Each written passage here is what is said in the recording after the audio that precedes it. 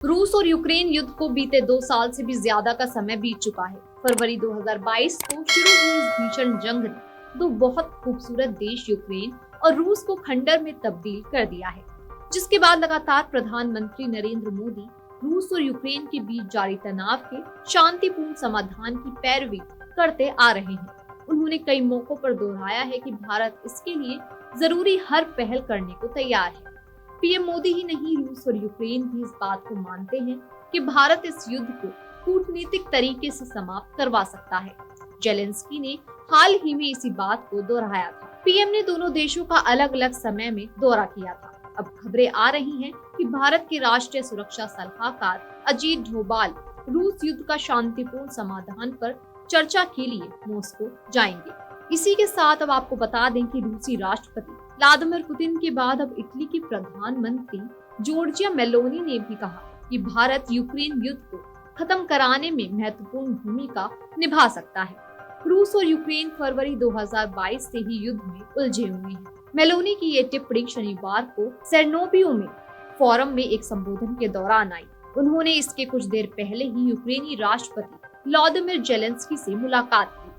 Italy की PM ने जब यह टिप्पणी की, उस समय भी यूक्रेनी राष्ट्रपति उनके साथ मंच पर उपस्थित थे। जॉर्जिया मेलोनी ने अपने एक संबोधन के दौरान कहा, ये स्पष्ट है कि यदि अंतर्राष्ट्रीय कानूनों का उल्लंघन होगा तो संघर्ष और संकट और बढ़ेगा। लेकिन यह भी स्पष्ट है कि संकट के बढ़ने के साथ ही वैश्विक अर्थव्यवस्था प्राकृतिक रूप से प्रभावित होगी। अंतर्राष्ट्रीय कानूनों और नियमों का उल्लंघन और इकोनॉमिक ग्लोबलाइजेशन एक साथ नहीं चल सकते। मेरा मानना है कि संघर्ष को सुलझाने में चीन और भारत की भूमिका महत्वपूर्ण हो सकती है। एकमात्र चीज जो नहीं हो सकती वह ये सोचना है कि यूक्रेन को छोड़कर संघर्ष को हल किया जा सकता है। मेलोनी ने कहा कि इटली के लिए यूक्रेन का समर्थन करने का विकल्प सबसे पहले और सबसे महत्वपूर्ण राष्ट्रीय हित का विकल्प रहा है और यह एक ऐसा विकल्प है जो नहीं बदलेगा।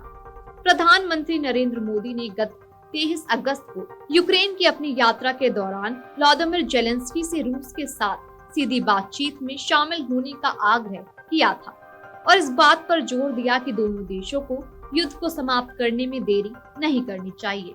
बता दें कि 1991 में सोवियत संघ से अलग होकर यूक्रेन देश बनने की बात किसी भारतीय प्रधानमंत्री की वहां यह पहली यात्रा थी। यूक्रेन से लौटने के तुरंत बाद पीएम मोदी ने अमेरिकी राष्ट्रपति जो बाइडेन और फिर रूसी राष्ट्रपति व्लादिमीर पुतिन से फोन पर वार्ता की थी। गौरतलब है कि राष्ट्रपति पुतिन ने हाल ही में कहा था कि वे शांति के खिलाफ नहीं हैं। वे संघर्ष को समाप्त करने के लिए ब्राजील, चीन और भारत को संभावित मध्यस्थ के रूप में देखते हैं।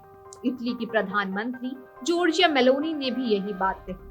उन्होंने भारत को संभावित वार्ताकार के रूप में समर्थन दिया। वीडियो डेस्क अमरउजाला.com। अगर आप ये वीडियो YouTube पर देख रहे हैं तो हमारे चैनल को सब्सक्राइब करें और बेल आइकन को दबाना ना भूलें। अगर आप Facebook पर ये वीडियो देख रहे हैं तो हमारे पेज को लाइक करें।